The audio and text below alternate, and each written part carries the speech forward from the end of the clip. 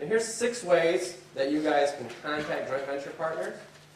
Number 1 is email. The thing about email is, it might be harder to find their actual email.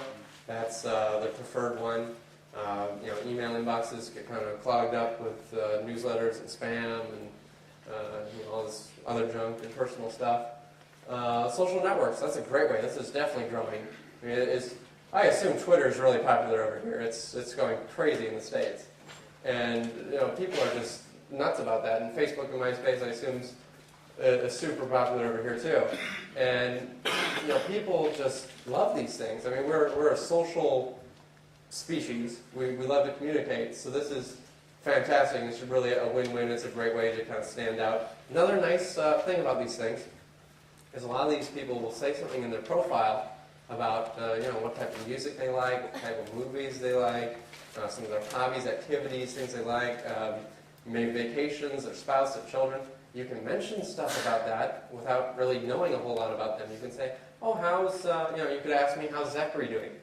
And I would be like, oh, this person must know something about me. I'm going to respond. Or they might say, how was your trip to London? That's definitely going to stand out. I'm going to look and go, oh yeah, okay, we'll reply. It was awesome. It was fantastic. I'm definitely coming back. Okay, so moving on. Phone. This is even harder to find, but one thing you can do is called a whois search. And one of the sites I use is whois.sc, and then I do a /, and then I put in their website. So you could put in whois.sc/ I think it's internetmillionairesbootcamp.com for this event. And you could find out, you might be able to find Mark's number on there. I don't know, but you could find that, maybe I shouldn't have said that. But you might be able to find his number, maybe you can connect with him. So that could go for other people.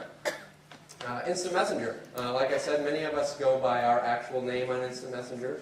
You could just search for us on there and you're probably going to find someone.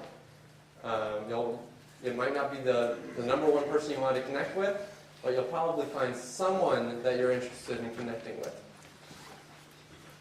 Snail mail, if you can find someone's address, send them FedEx, DHL, UPS, whatever your guys' mail is called over here. You can just send them something. It could be a postcard, it could be a home study course, it could be a letter, it could be something. I would develop some sort of relationship first before you start sending out a course, because that can get kind of expensive.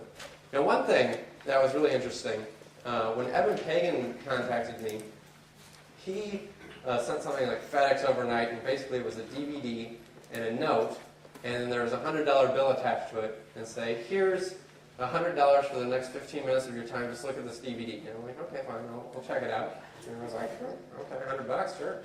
I don't care, and basically he was doing a contest, and one of the things he was giving away was a Ferrari and a BMW and a bunch of other things that he was giving away as prizes to lure JV partners into promoting his stuff. Now, Evan Pagan is a real big name, and he can afford to do that. I think his business does $25 million US a year, so he can afford to send that out to people he wants to connect with.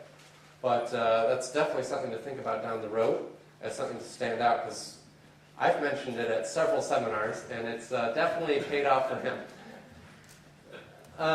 In person, these events are fantastic.